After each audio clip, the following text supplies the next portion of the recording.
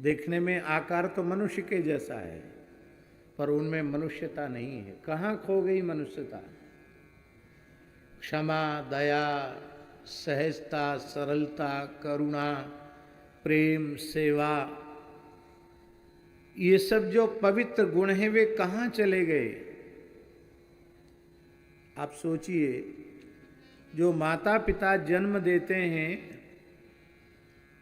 जो माता गर्भ में धारण करती है, बालक का लालन पालन पोषण करती है, पिता उसकी उत्तम शिक्षा की व्यवस्था करके उसे योग्य बनाते हैं, और वह संतान ही अपने पिता माता का वृद्धावस्था में आदर नहीं करती, उनकी सेवा नहीं करती, उनकी आज्ञा का पालन नहीं करती।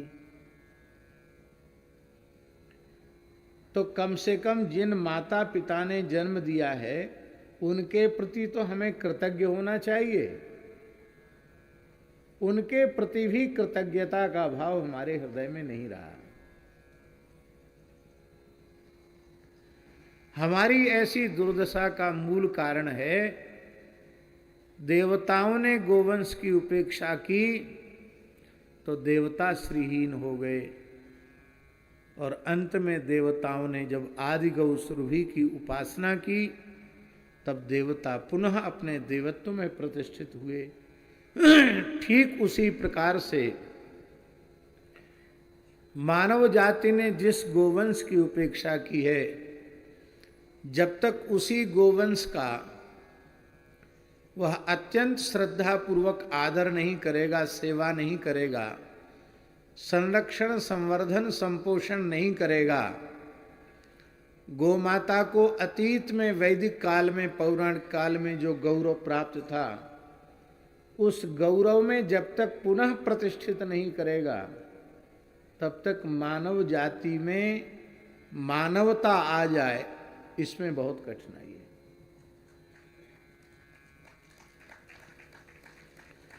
परमात्मा की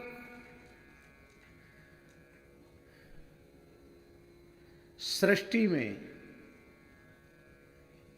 मनुष्य देह की सृष्टि सर्वोत्कृष्ट सृष्टि है।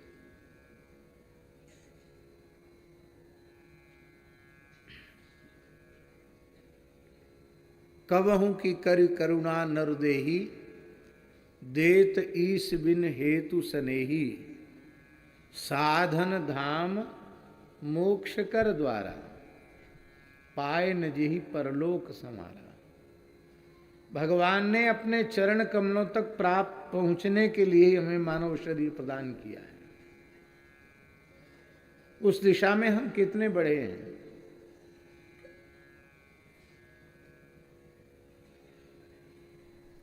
हमें भगवान ने मनुष्य किस लिए बनाया है, हम इस बात को ही भूल गए, और ये गोवंश की उपेक्षा का परिणाम है। तो महाराज जी पुराण में लिखा है, श्रीमद् देवी भागवत में, कि आदि गौ सुरभि माता की उपेक्षा हो गई। इससे सुरभि माता ने दूध देना बंद कर दिया, और सुरभि ने दूध देना बंद कर दिया तो त्रिभुवन में जितनी गाय थी उन्होंने दूध देना बंद कर दिया। गायों के दूध न देने से तीनों लोकों में हाहाकार मच गया। लोग दुर्बल रोगी होकर के मरने लगे। अब यज्ञ की अधिष्ठात्री शक्ति तो गाय है। गाय गव्य पदार्थ का क्षरण नहीं करेगी तो देवताओं के यज्ञ कैसे होंगे? देवताओं को यज्ञ न मिलने, यज्ञ में आहुति न मिलने से देवता भी अत्यंत क्षीण और दुर्बल हो गए। अकाल अनावृष्टि हुई जिससे संपूर्ण प्रजा दुखी हुई। तब समस्त इंद्रादि देवता श्री ब्रह्मा जी के पास गए और ब्रह्मलोक में जाकर श्री ब्रह्मा जी की स्तुति की। स्तुति से प्रसन्न होकर के ब्रह्मा जी ने कहा कि तुम लोगों के द्वारा सुरभि की उपेक्षा हुई है, गाय की उपेक्षा हुई है, उसी का यह दुष्परिणाम है कि ये समस्या आई है। इसलिए तुम लोग सुरभि की उपासना करो। तब ओम सुरभ्यै नमः इस षडक्षर मंत्र का, इस षडक्षर मंत्र का उन्होंने जप किया और आदि गौ सुरभि प्रसन्न हुई और फिर देवताओं ने स्तुति की। और ये जो देवी भागवत के 9वें स्कंध के 49वें अध्याय के 24वें श्लोक से लेके 27वां श्लोक है, इनकी इतनी बड़ी महिमा है कि यदि इन श्लोकों का पाठ नित्य गोष्ठ में किया जाए, गौशाला में किया जाए, तो गायें प्रसन्न होती हैं और उनमें दूध की मात्रा बढ़ जाती है। संवर्धन बहुत अच्छा होता है और गायों में दूध की मात्रा बढ़ जाती है। ज़्यादा श्लोक नहीं है, मात्र 4 श्लोक हैं। 4 श्लोक बड़ी सरलता से आप लोगों को कंठस्थ भी हो सकते हैं। यदि गौशाला में लिखा दिए जाएं तो पढ़ते रहने से कंठस्थ भी हो जाएंगे। कम से कम हम लोग 10,000 से अधिक गोवंश जहाँ निवास कर रहा है, ऐसे पवित्र गोतीर्थ में बैठे हैं, तो हमारा मन है कि इन श्लोकों का आप हमारे साथ उच्चारण करें। ये भगवती सुरभि माता की उपासना के मंत्र हैं। इनके उच्चारण से गाय निरोग और स्वस्थ होती हैं और उनमें दूध की मात्रा भी बढ़ जाती, क्योंकि सुरभि ने दूध देना बंद कर दिया था। और जब इन श्लोकों से स्तुति की गई तो इतना दूध दिया, चारों थनों से इतना दूध झरा कि दूध का समुद्र हो गया, जिसे क्षीर सागर कहते हैं, जहाँ भगवान नारायण शयन करते हैं।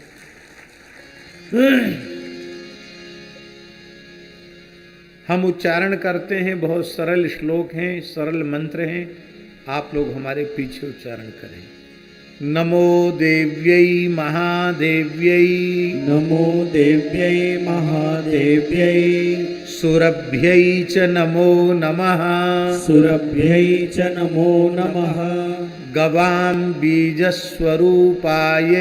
गवां बीजस्वरूपायै, नमस्ते जगदम्बिके, नमस्ते जगदम्बिके, नमो राधा प्रियायै च, नमो राधा प्रियायै च, पद्मांशायै नमो नमः, पद्मांशायै नमो नमः, नमः कृष्ण प्रियायै च, नमः कृष्ण प्रियायै च, गवां मात्रे नमो नमः, गवां मात्रे नमो नमः, कल्पवृक्षस्वरूपायै, कल्पवृक्षस्वरूपायै, सर्वेषां सततं परे, सर्वेषां सततं परे, क्षीरदायै धनदायै, क्षीरदायै धनदायै,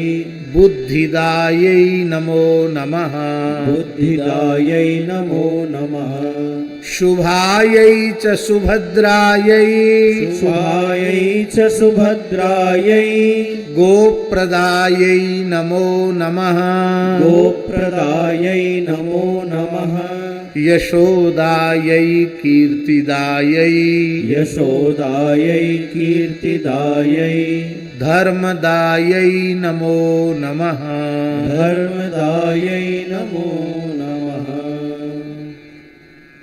भगवती आदि शक्ति जगत जननी दुर्गा वो गो माता के स्वरूप में ही इस धरती पर विचरण करती है। इसलिए हे महादेवी, आपके चरणों में हमारा प्रणाम है।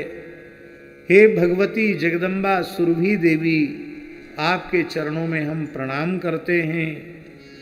संपूर्ण ब्रह्मांड का बीज आप ही हैं। आपसे ही यह समग्र सृष्टि उत्पन्न हुई है। ऐसी हे जगदम्बा, इस सृष्टि की मूल प्रकृति स्वरूपा, बीज स्वरूपा गो माता, हम आपके चरणों में प्रणाम करते हैं। हे श्री राधा की अत्यंत प्रिय, श्री राधा की भी आराध्या, उपास्या और पूज्या, लक्ष्मी की भी आराध्या, उपास्या और पूज्या, लक्ष्मी स्वरूपा, आपके चरणों में हमारा प्रणाम है। श्री कृष्ण को अत्यंत प्रिय लगने वाली, श्री राधा को अत्यंत प्रिय लगने वाली, संपूर्ण विश्व की जननी हे गो माता, हम आपके चरणों में प्रणाम करते हैं। हे गो माता, इस धरती का कल्प वृक्ष आप ही हैं। स्वर्ग में एक वृक्ष सुना जाता है, कल्प वृक्ष। कहते उस वृक्ष के नीचे पहुंचकर जो भी मनोरथ करो उसकी पूर्ति होती है। इसका तात्पर्य है धरती का चलता फिरता कल्प वृक्ष गो माता है। आप श्रद्धा पूर्वक गाय के चरणों में जो प्रार्थना करेंगे उसकी तत्काल सुनवाई होगी और उसका प्रत्यक्ष चमत्कार देखने को मिलेगा। हमारे एक बड़े गोभक्त हैं, राजेश जी।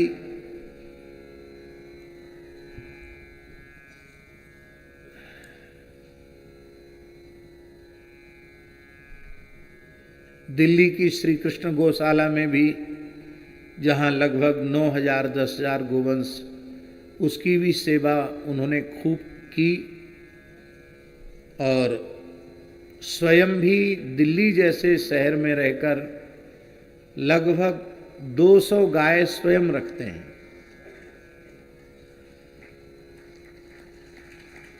ब्रज में राल गौशाला में, जड़खोर गोधाम में भी उन्होंने खूब सेवा की।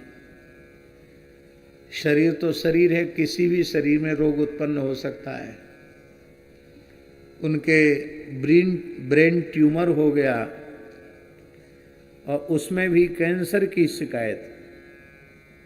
अब ये मस्तिष्क का ऑपरेशन, उसमें भी कैंसर है। डॉक्टर भी बहुत आश्वस्त नहीं थे क्योंकि बहुत बड़ा ऑपरेशन था, कुछ भी हो सकता था। और वे जैसे ही ऑपरेशन थिएटर में गए, उन्होंने केवल गौ माता से प्रार्थना की कि हे गौ माता, अब हम जा रहे हैं, आप जानो, आपका काम जाने। तो जैसे ही उनको बेहोश करने का उपक्रम किया तो उन्होंने क्या देखा कि ऑपरेशन थिएटर में गाय खड़ी है। ये देखा उन्होंने और किसी को नहीं दिखाई पड़ा, और गाय अपनी जीभ से उनके मस्तक को चाट रही है। बस ये उन्होंने देखा, ये दृश्य जैसे ही उन्होंने देखा, ये सत्य घटना है, जैसे ही उन्होंने देखा उन्हें विश्वास हो गया कि मेरा कुछ भी बिगड़ने वाला नहीं है। आज वे बहुत आनंद में हैं, स्वस्थ हैं, प्रसन्न हैं। हाँ, थोड़ी बहुत कमजोरी तो शरीर में, इतना इलाज चला तो है, लेकिन ठीक है। प्रत्यक्ष चमत्कार है गाय का। जो प्रार्थना गोमाता के चरणों में करो उस वो तत्काल सुनी जाती है। इसलिए धरती का कल्प वृक्ष यह गाय ही है। सबकी कामनाओं को पूर्ण करने वाली है। क्षीरदायी, दूध देने वाली है। और धनदायी, धनहीन व्यक्ति, दरिद्र व्यक्ति यदि गो सेवा करे तो वो धनवान हो जाएगा। बुद्धिहीन व्यक्ति गो माता की सेवा करे तो बुद्धिमान हो जाएगा। बुद्धिदायी नमो नमः। गो माता की सेवा करने वालों के संपूर्ण अशुभ सहज ही समाप्त हो जाते हैं, क्योंकि शुभ की साक्षात स्वरूपा गाय ही है। इसलिए गाय का एक नाम है शुभा। भद्र माने होता है कल्याण, सुमंगल, मंगल, और सुभद्र माने होता है सुमंगल, अमंगल को नष्ट करके सुमंगल को देने वाली गाय है। इसलिए गाय का नाम सुभद्रा है।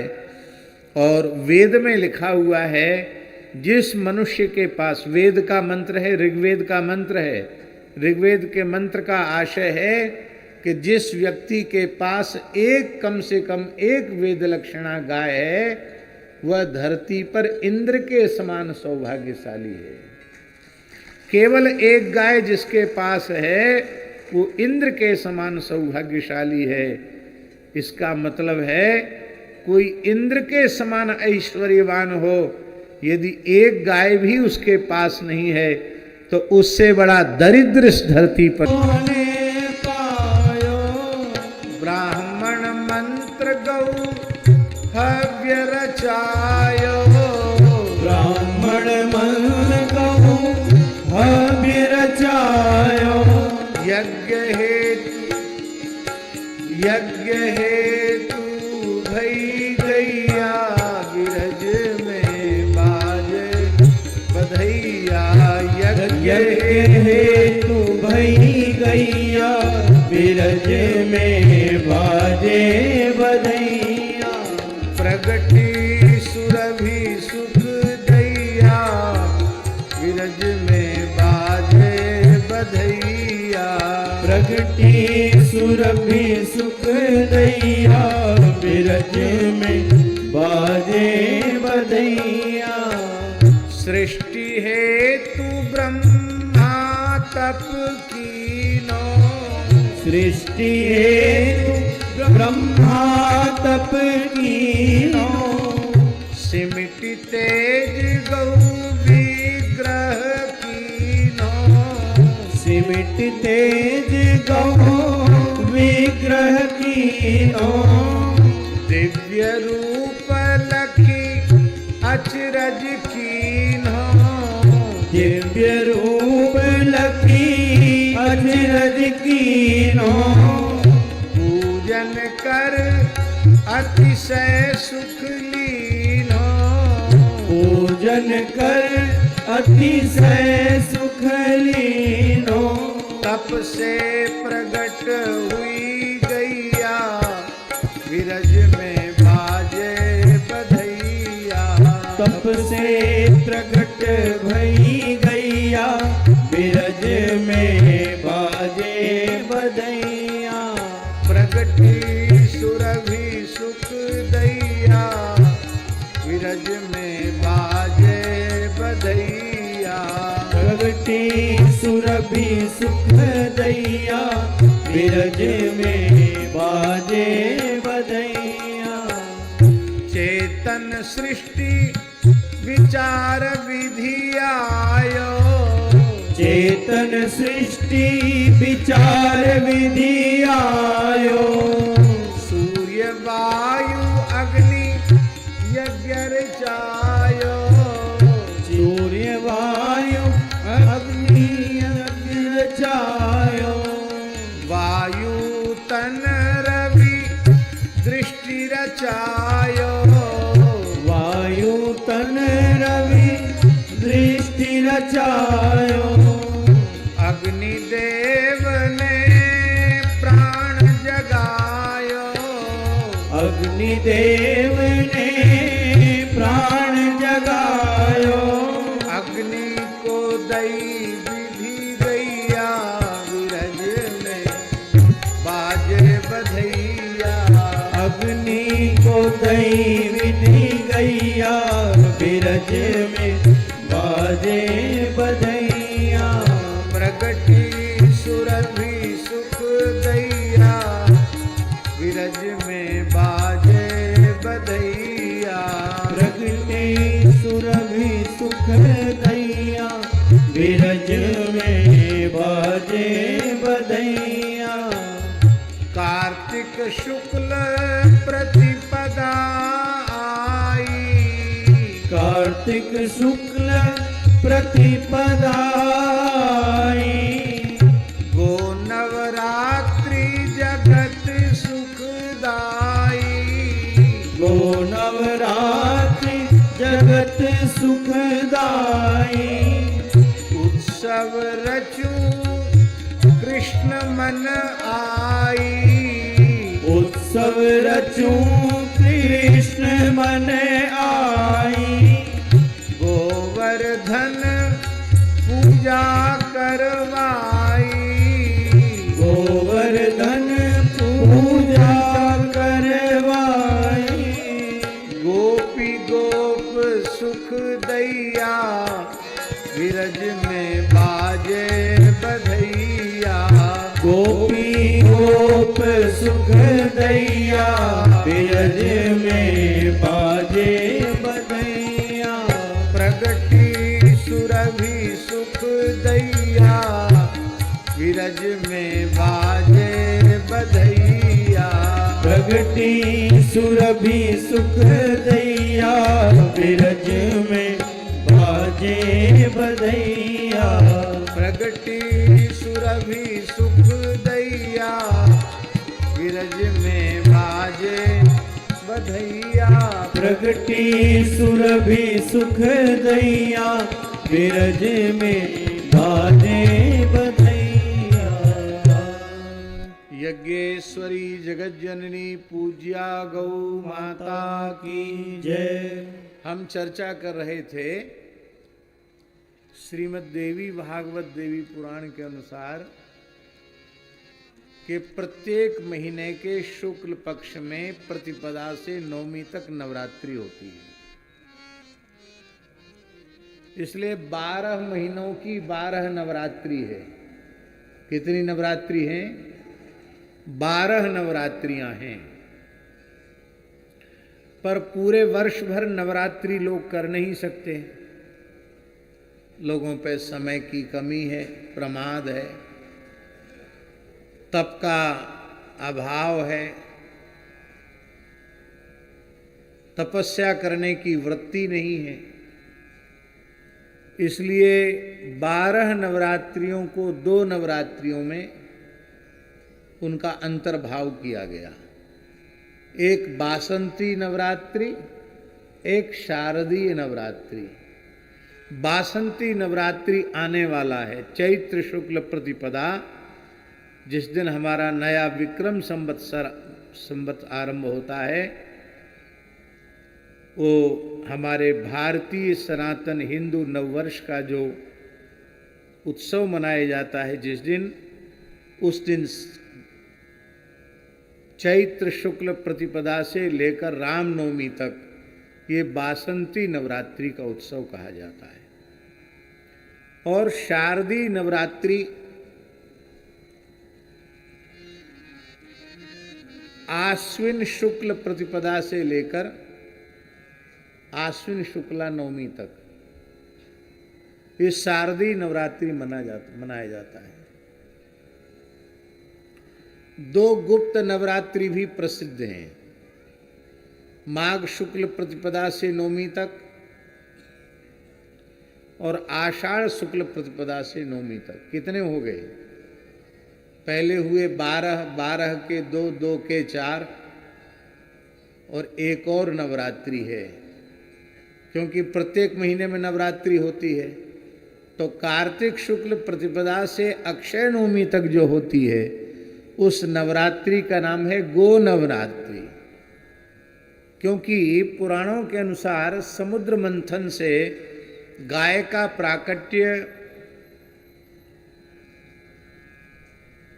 दीपावली के दिन हुआ। प्रातःकाल की वेला में गाय का प्राकट्य हुआ और प्रदोष की वेला में लक्ष्मी जी का प्राकट्य हुआ। इसलिए गाय अग्रजा है, लक्ष्मी जी अनुजा है। यही कारण है कि प्राचीन परंपरा देश की रही है कि दीपावली के दिन प्रातःकाल लोग पहले गो पूजन करते, तब शाम को लक्ष्मी पूजन करते। अब धीरे धीरे लोग भूल गए हैं। पर यह बात आप इसको प्रामाणिक रूप से सत्य माने, जो लोग दीपावली की तिथि को माने कार्तिक अमावस्या को पूर्वाह्न में गो पूजन करते हैं, उन्हीं की दीपावली के लक्ष्मी पूजन को भगवती लक्ष्मी जी स्वीकार करती हैं। जो गो पूजन नहीं करते, लक्ष्मी जी उनका पूजन स्वीकार नहीं करते। ये गो नवरात्रि पौराणिक है, प्राचीन है, लेकिन इसकी परंपरा धीरे धीरे लुप्त हो गई थी। तो 2010-11 में प्रथम गो नवरात्रि का उत्सव नंदगांव में मनाया गया था, और अब तो देश में सैकड़ों जगहों पर लोग गो नवरात्रि का उत्सव मनाते हैं, और प्रत्येक गौशाला में मनाया जाना चाहिए। भले ही छोटे रूप में मनाया जाए, पर उतने दिन कम से कम दोनों समय गौ माता का शास्त्रीय विधि से पूजन हो, उनकी आरती हो, उनकी परिक्रमा हो। ज़्यादा नहीं तो गौशाला में कोई एक व्यक्ति 9 दिन तक गव्य पदार्थ का आहार करते हुए, गो सेवा करते हुए और गो नवरात्रि का व्रत करे। ये बहुत ही उत्तम व्रत माना गया है।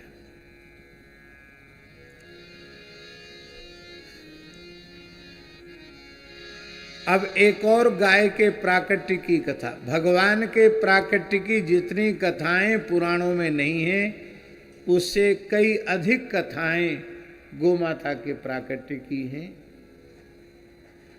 बहुत सुंदर चर्चा है।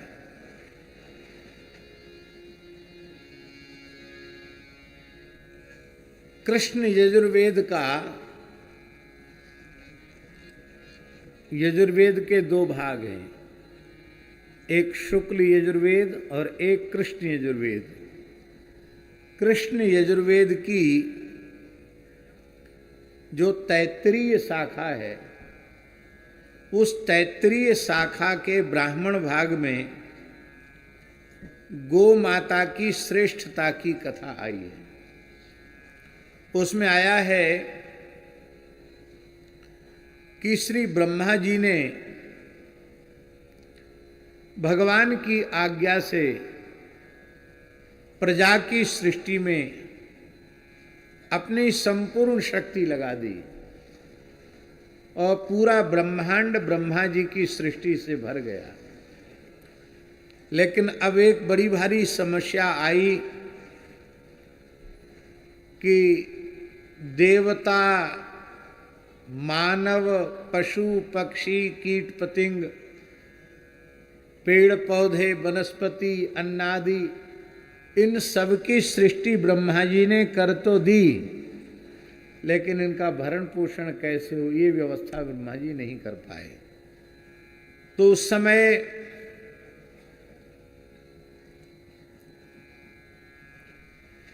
प्रजा बिना पोषण के क्षीण दुर्बल होने लगी, हाहाकार करने लगी। तब ब्रह्मा जी घबराए, भाई केवल पैदा ही नहीं करना चाहिए, उत्पन्न करने के बाद उनके भरण पोषण की व्यवस्था भी बनानी चाहिए।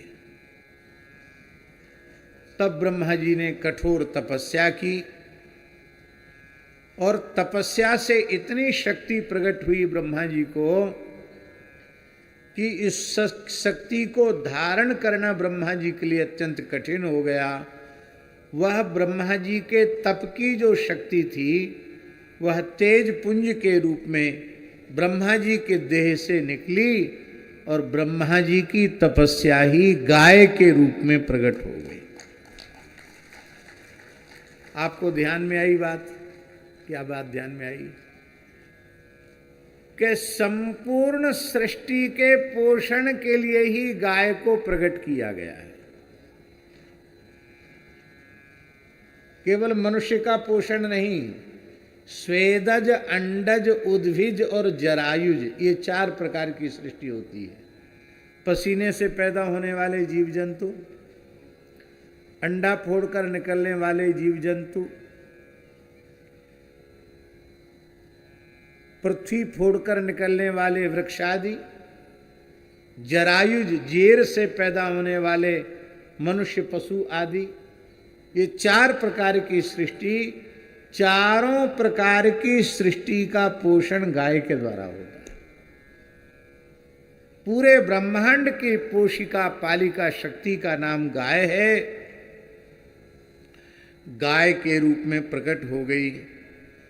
वह गोरूपा शक्ति इतनी मनोरमा थी, कल्याणी थी, पावनी थी, भद्रा थी कि सभी देवता लालायित हो गए।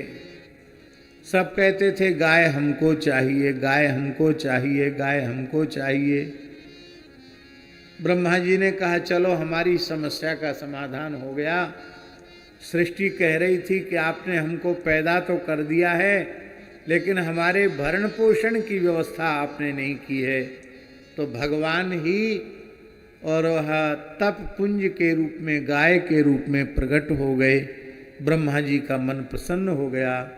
गाय के प्रत्येक रोमकूप से अनंत गायें प्रकट हुईं और देवताओं ने, ऋषियों ने, संपूर्ण ब्रह्मांड में गाय बट गईं और उन गायों के द्वारा ही देवताओं का पोषण यज्ञ के द्वारा, हव्य के द्वारा, पितरों का पोषण कव्य के द्वारा और मनुष्यों का पोषण गव्य पदार्थों के द्वारा होने लग गया। और संपूर्ण प्रकृति का पोषण गोबर और गोमूत्र के माध्यम से होने लग गया। इस प्रकार से गाय संपूर्ण विश्व की भरण पोषण करने वाली शक्ति के रूप में प्रतिष्ठित हो गई। ये कृष्ण यजुर्वेद के तैत्तिरीय शाखा के ब्राह्मण भाग की ये कथा है। इसी को गोभक्तमाल नामक ग्रंथ में और छप्पे छंद के रूप में इस वेद की कथा को निबद्ध किया गया है। सृष्टि हेतु विधि तप कियो, प्रगट तेज गौरूप भयो। करो सृष्टि हरि आज्ञा पा, ब्रह्मा तप कीनो। दिव्य तेज भयो प्रगट, सिमिट गोरूप सुलीनो। सकल सृष्टि पालक पोषक, सबने सुख पायो। कल्याणी पावनी मातु भद्रा यश छायो। तैत्तिरीय श्रुति कथा सूची, जगन्मात गौ नाम भयो। सृष्टि हेतु विधि तप कियो, प्रगट तेज गौरूप भयो।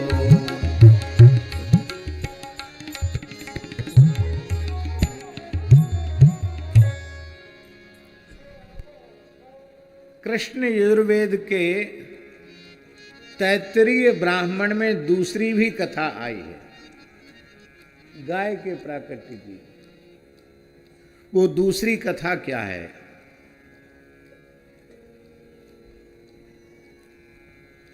दूसरी कथा बहुत ही विलक्षण है, बहुत ही दिव्य है, बहुत ही विलक्षण है। उसको बहुत नारायण, उसको बहुत ही गंभीरता पूर्वक सुनना चाहिए। सभी कथाओं को बहुत सावधान होकर गंभीरता पूर्वक सुनना चाहिए, पर इस कथा को बहुत विशेष रूप में आप ध्यान दे करके सुनेंगे तो ही आपकी समझ में आएगी। थोड़े सावधान हो जाएं उसके लिए। जय गो माता, जय गोपाल कीर्तन करा।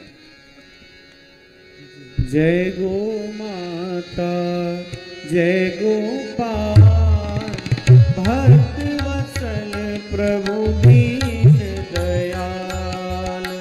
जय गो माता, जय गोपाल, भक्त वत्सल प्रभु दीन दयाल।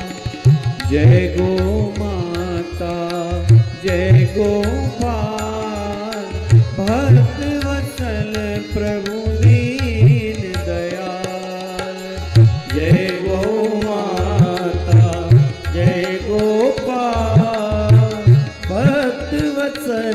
प्रभु दीन दयाल।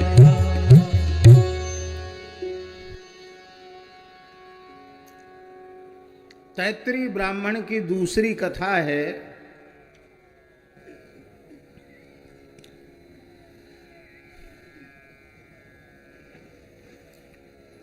कि ब्रह्मा जी ने भगवान की आज्ञा से सृष्टि का विस्तार किया। उसमें सबसे पहले श्री ब्रह्मा जी ने अचेतन सृष्टि की।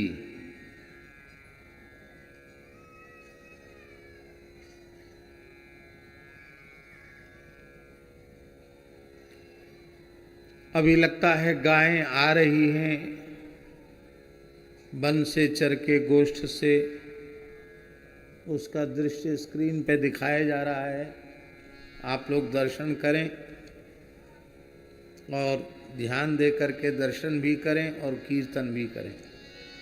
श्री सुरभ्यै नमः, श्री सुरभ्यै नमः, श्री सुरभ्यै नमः, श्री सुरभ्यै नमः, श्री सुरभ्यै नमः, श्री सुरभ्यै नमः, श्री सुरभ्यै नमः, श्री सुरभ्यै नमः, श्री सुरभ्यै नमः, श्री सुरभ्यै नमः, श्री सुरभ्यै नमः, श्री सुरभ्यै नमः, श्री सुरभ्यै नमः, श्री सुरभ्यै नमः, श्री सुरभ्यै नमः, श्री सुरभ्यै नमः।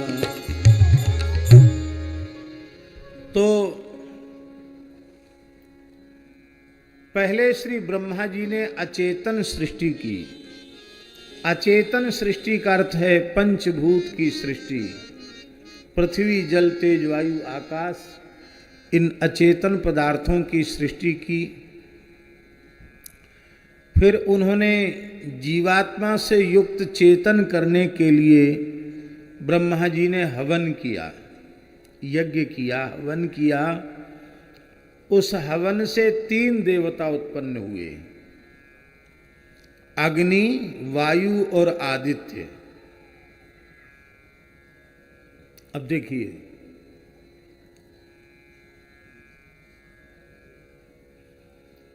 आप सूक्ष्म विचार करेंगे तो चेतना के आधार ये 3 ही देवता हैं, अग्नि, वायु और सूर्य।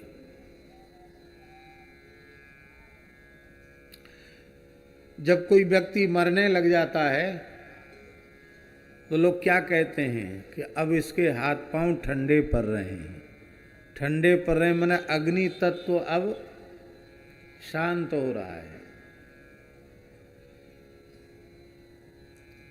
दूसरा प्राण तत्व कहते अब ऊर्ध्व श्वास चलने लगी, अब सांस लंबी आ रही है, अटक अटक कर चल रही है, कब आखिरी श्वास आ जाए कोई पता नहीं। और चेतना, चेतना वो सूर्य के कारण आती है। तो आज भी चैतन्य सृष्टि का आधार ये 3 ही देवता हैं, अग्नि, वायु और सूर्य। इन 3 देवताओं को उत्पन्न किया और उन तीनों देवताओं से ब्रह्मा जी ने कहा कि तुम भी यज्ञ करो जिससे चेतन सृष्टि का विस्तार हो। तो तीनों देवताओं ने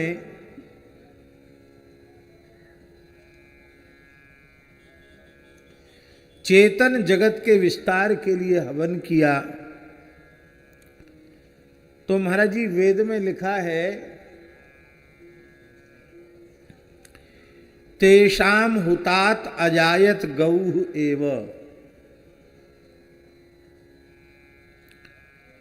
अग्नि ने, वायु ने, सूर्य ने जब आहुति दी तो अग्नि के कुंड से गाय प्रकट हो गई। इसलिए यज्ञ की अधिष्ठात्री शक्ति गाय को ही माना गया। बोलो यज्ञेश्वरी जगज्जननी गौ माता की जय।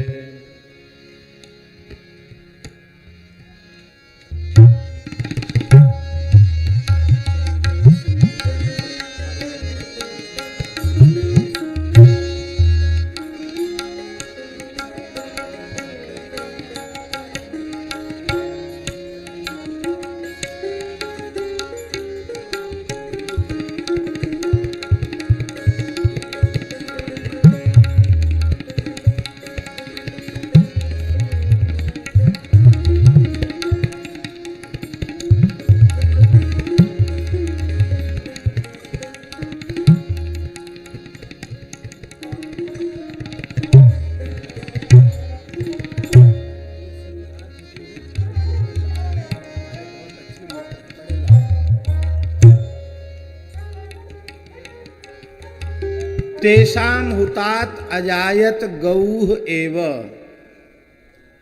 तेषाम हुतात, अग्नि ने, सूर्य ने और वायु ने,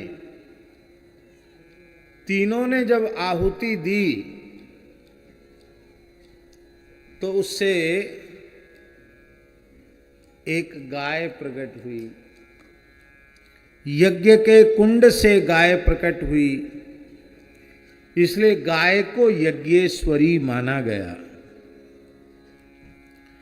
अब गाय इतनी सुंदर थी, इतनी सुंदर है ही गाय कि गाय को देखकर सबके मन में गाय को लेने का लालच हो जाता है। तो उस सुंदर गाय को देख करके सूर्य भगवान बोले कि ये गाय तो हमको मिलनी चाहिए। अग्निदेव बोले कि मुझसे उत्पन्न हुई है, मेरी आहुति से उत्पन्न हुई है, इसलिए मुझे मिलनी चाहिए। वायु ने कहा कि नहीं, मुझे मिलनी चाहिए। अब गाय है एक और उसके गृहीता हैं तीन, अग्नि, वायु और सूर्य। तब श्री ब्रह्मा जी की आज्ञा से ही इन देवताओं ने चेतन सृष्टि के विस्तार के लिए यज्ञ किया था। इसलिए अपने झगड़े के समाधान के लिए ब्रह्मा जी के पास गए। मानो ब्रह्मा जी के न्यायालय में गए, मुख्य न्यायाधीश ब्रह्मा जी ही हैं। ब्रह्मा जी से कहा, महाराज हमारा न्याय करो। तो ब्रह्मा जी ने तीनों से पूछा कि आप तीनों ने किस देवता का स्मरण करके आहुति दी। क्योंकि जब आहुति दी जाती है तो किसी न किसी देवता का स्मरण करके ही दी जाती है। विष्णवे स्वाहा इदम विष्णवे नमः, रुद्राय स्वाहा इदम रुद्राय नमः, प्रजापतये स्वाहा इदम प्रजापतये नमः। तो किसी न किसी देवता का अनुसंधान करके ही आहुति दी जाती है। तो आप तीनों ने जो आहुति दी, उस आहुति में किस देवता का अनुसंधान किया? अग्नि ने कहा कि मैंने प्राण देवता का अनुसंधान करके आहुति दी। वायु से पूछा कि आपने किसको आहुति दी? वायु ने कहा कि मैंने शरीराभिमानी देवता का स्मरण करके आहुति दी। सूर्य से पूछा, आपने किसको आहुति दी? सूर्य नारायण ने कहा, मैंने नेत्राभिमानी देवता का स्मरण करके आहुति दी। ब्रह्मा जी मुस्कुराए। ब्रह्मा जी ने कहा कि हे सूर्य, आपने नेत्राभिमानी देवता का स्मरण करके आहुति दी है, और हे वायु, आपने देहाभिमानी देवता का स्मरण करके आहुति दी है। नेत्र और शरीर ये दोनों प्राण के अधीन हैं। प्राण नेत्र के अधीन नहीं है।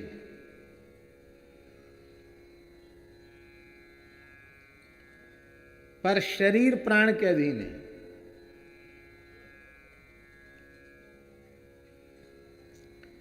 उपनिषद में एक कथा आती है, छांदोग्य उपनिषद की कथा है।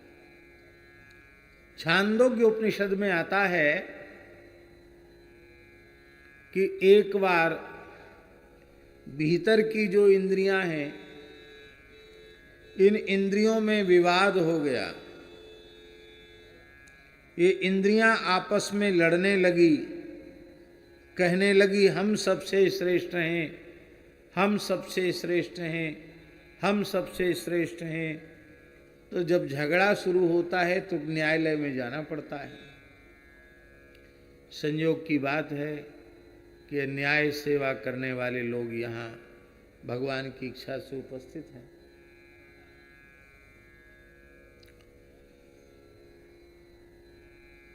तो न्याय के लिए सब उपस्थित हुए।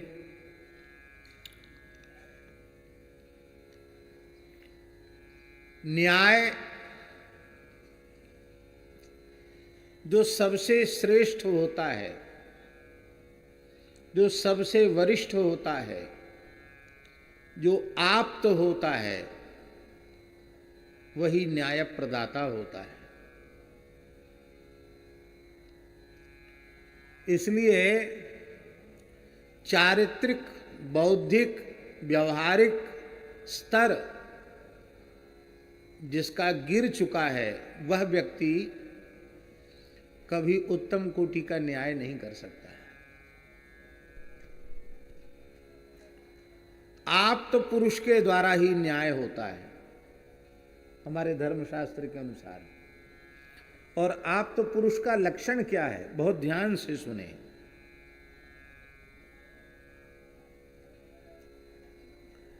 आप तो पुरुष का लक्षण है रागादि वसादपि यो नान्यथा वादी सा आपता। जो राग आदि दोषों के अधीन न होकर बोले, उसका नाम है आप्त। तो न्याय के आसन पर बैठे हुए व्यक्ति में अपने पराये का भेद नहीं होता है।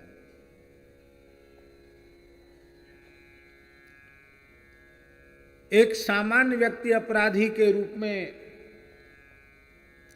प्रस्तुत हुआ है, तो यदि वह न्याय प्रदाता आप्त होगा तो उसके साथ भी वही न्याय करेगा जो न्याय विधान संहिता के अनुरूप है। और उसी श्रेणी में कथनचित अपना ही पुत्र आ गया, उसी अपराध की श्रेणी में। तो यदि वह आप्त पुरुष है तो वह यह विचार नहीं करेगा कि भाई ये तो अपना एक ही है, एक ही पुत्र है और इसको प्राण दंड मिलना चाहिए, तो हम कैसे प्राण दंड दें, आखिर तो हमारा पुत्र है। तो वहाँ ये पुत्र का विचार नहीं होता है, न पुत्र का विचार होता है, न मित्र का विचार होता है, न वृत्ति का विचार होता है। वहाँ केवल और केवल न्याय का विचार होता है। इसलिए न्याय प्रदाता व्यक्ति को मनुष्य के रूप में नहीं देखना चाहिए, उसे ईश्वर के प्रतिनिधि के रूप में देखना चाहिए।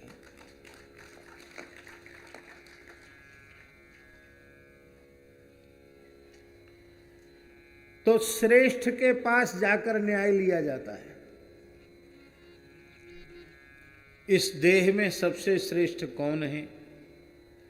इस देह में सबसे श्रेष्ठ प्राण है।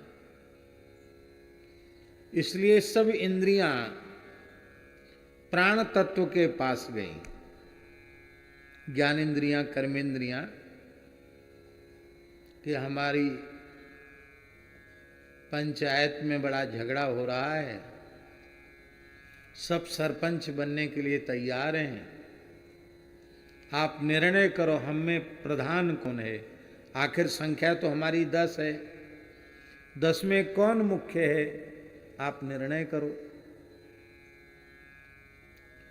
तो प्राणदेव ने कहा कि ठीक है हम निर्णय करते हैं। भाई हमारे बिना काम नहीं चलेगा, आप कहते ना, आँख कहती हमारे बिना कान नहीं चलेगा, कान कहता हमारे बिना काम नहीं चलेगा, नाक कहती गंध के बिना काम नहीं चलेगा, जिह्वा कहती रस के बिना काम नहीं चलेगा। तो जिनके बिना काम न चले थोड़े दिन घूम फिर के आवें। तो आँख घूमने फिरने चली गई। क्या नेत्रहीन व्यक्ति जीवित नहीं रहते क्या? नेत्रहीन व्यक्ति भी जीवित रहते हैं। थोड़े दिन श्रवण शक्ति घूमने चली गई, तो क्या बहरे व्यक्ति जीवित नहीं रहते हैं क्या? बधिर व्यक्ति भी जीवित रहते हैं। थोड़े दिन वाक शक्ति चली गई, क्या गूंगे व्यक्ति जीवित नहीं रहते क्या? एक एक करके सब इंद्रियां घूम फिर के आ गईं, पर वो व्यक्ति वैसे जब तक प्राण शक्ति बनी रही तब तक वह व्यक्ति जीवित रहा और अपना सब काम करता रहा।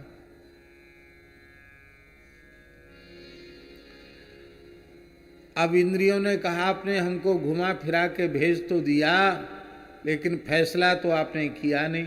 बोले हम फैसला बाद में करेंगे, तुम सब यहीं रहो, हम थोड़े दिन घूम के आते हैं।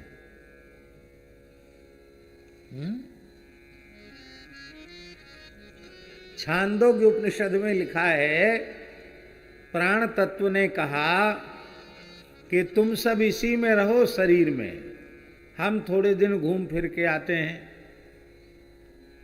फिर तुम मिलोगे तब हम फैसला करेंगे कि कौन श्रेष्ठ है। तो बोले हाँ हाँ ठीक है, हम ठीक से इस शरीर को संभाल के रखेंगे, आपकी इच्छा है तो आप भी घूम फिर आओ, कोई बात नहीं, जाओ। तो प्राण तत्व का जैसे ही उत्क्रमण आरंभ हुआ, प्राण अपने मुख्य स्थल से जब ऊपर की ओर उठने लगे, तो जैसे ही प्राणों का उत्क्रमण आरंभ हुआ, सब इंद्रियों ने काम करना बंद कर दिया। पैर ठंडे पड़ गए, पैर न हिलना डुलना तक बंद कर दिया, हाथ ने क्रिया करना बंद कर दिया, नाक ने सूंघना बंद कर दिया, आँख ने देखना बंद कर दिया, कान ने सुनना बंद कर दिया, जिह्वा ने बोलना बंद कर दिया।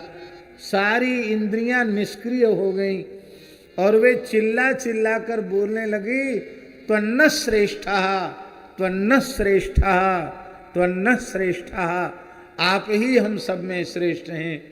इसलिए हम रहें तो और हम न रहें तो इससे शरीर पर कोई फर्क पड़ने वाला नहीं है, पर आप न रहें तो आपके बिना हमारा जीवन नहीं है। इसलिए शरीर में प्राण तत्व ही मुख्य है। तो ब्रह्मा जी ने कहा कि हे सूर्य, आपने जो आहुति दी है वो नेत्राभिमानी देवता का स्मरण करके दी है। नेत्र के बिना भी व्यक्ति जीवित रहता है। हे वायु, आपने आहुति दी है स्पर्शाभिमानी देवता का स्मरण करके, शरीराभिमानी देवता का स्मरण करके। शरीराभिमानी देवता के बिना भी प्राण तत्व के रहे आने से प्राण रहता है, शरीर रहता, शरीर का अस्तित्व रहता है।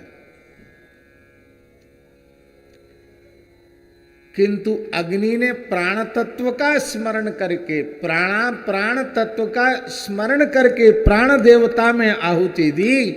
प्राण के बिना शरीर का कोई अस्तित्व नहीं है, और उस प्राण तत्व से ही गाय प्रकट हुई। ये बड़ी विलक्षण कथा है यजुर्वेद की कि प्राण तत्व से गाय का प्राकट्य है। आप सब बहुत पढ़े लिखे हैं, हमसे कई गुना ज्यादा पढ़े लिखे हैं। इसका सीधा साधा आशय है, गाय के बिना यह चेतन सृष्टि भी अचेतन है। ये प्राणवान शक्ति भी निष्प्राण है गाय के बिना। और गाय की उपस्थिति से अचेतन सृष्टि भी चेतन उठती है। आज शुक्ला जी ने कहा कि यहां जब भूमि पूजन हुआ और यहां ये निश्चय हुआ कि यहां श्री बसावन मामा गो वन्य विहार की स्थापना हो, तो यहां बिल्कुल ऊसर बंजर भूमि पड़ी हुई थी। तो एक प्रकार से ये भूमि अचेतन जैसी थी, लेकिन आज इसका कण कण ऊर्जावान है, इसका कण कण ऊर्जावान है, इसका कण कण प्राणवान है। ये किसकी उपस्थिति का? हमारी कि आपकी कि इनकी? या ये जो थोड़ी बिल्डिंग बन गई है इसकी? ये जो चमक दमक है, ये जो दिव्यता है, ये जो सात्विकता है, यह जो चेतना है, यह जो ऊर्जा है, इसका मूल कारण है 10,000 से अधिक गोवंश की उपस्थिति। तो प्राण तत्व से गाय प्रकट हुई। कई बार मन में बड़ी पीड़ा होती है कि सामान्य न्यायालय कुत्ता बिल्ली जैसे जीवों पर भी करुणा और दया करके उनको न्याय देता है, लेकिन जो गाय प्राण तत्व की अधिष्ठात्री है, जिसके बिना चेतन सृष्टि भी अचेतन हो रही है, उस गाय की रक्षा का कोई विधान अब तक इस भारतवर्ष में नहीं बन पाया। ये बहुत दुर्भाग्य की बात है।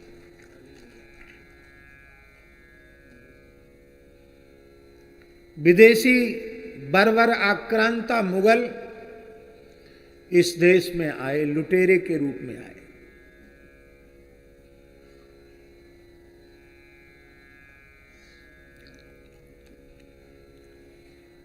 हमारे पूर्वजों ने क्रांति की, उनको उखाड़ फेंकने का निश्चय किया। कारण क्या था? हम लोग उन विदेशी आक्रांताओं को, जिन्होंने हमको गुलाम बना के रखा था, उनको हम यहां की धरती से विदा क्यों करना चाहते थे?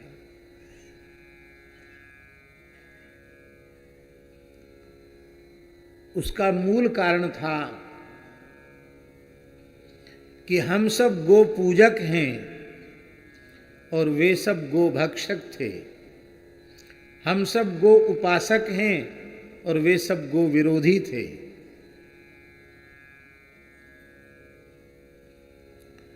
आपको सुनकर कष्ट होगा और आश्चर्य भी होगा, अभी भी भारतवर्ष के प्रांतों में ऐसी स्थिति है, जब बकरीद आदि का समय आता है तो मंदिरों के सामने से भी गाय घसीट करके ले जाई जाती हैं, स्वस्थ सुंदर सवत्सा गाय, और उनकी कुर्बानी दी जाती है। हम कलकत्ते में थे, उस अवसर पर नहीं थे, लेकिन वहाँ के लोगों ने रोते हुए कहा, महाराज जी, हमारे आँखों के सामने, हमारे मठ मंदिरों के सामने से गाय खींच कर ले जाई जाती है, लेकिन हम लोग देख कर रह जाते, कुछ नहीं करते हैं।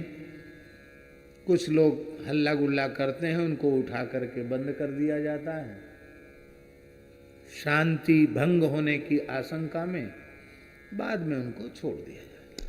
इतना ही होता है।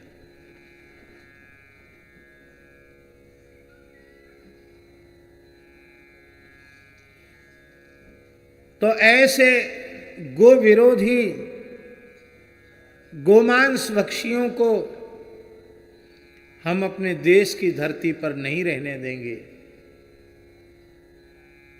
यद्यपि दुर्भाग्य था कि जो क्षत्रिय राजा थे, हिंदू राजा थे, उनमें उस काल में एकता नहीं थी। शक्ति संपन्न होकर भी अपनी शक्ति का अपव्यय एक दूसरे को नीचा दिखाने में ही कर रहे थे। यदि वे उस काल में संगठित होते और उन विदेशी आक्रांताओं के पक्ष में जाकर खड़े न होते तो उसी समय भारतवर्ष गोवध के कलंक से मुक्त हो जाता है। लेकिन उस काल में भी महाराणा सांगा, महाराणा प्रताप जैसे महावीर क्षत्रिय उत्पन्न हुए, जिन्होंने यह परवाह नहीं की कि हमको पर्याप्त समर्थन नहीं है, इतनी बड़ी मुगल सेना से, मुगल साम्राज्य से हम टकरा कर क्या कर लेंगे, उनका क्या बिगाड़ लेंगे। ये परवाह महाराणा प्रताप ने नहीं की और जीवन भर उन्होंने युद्ध लड़ा।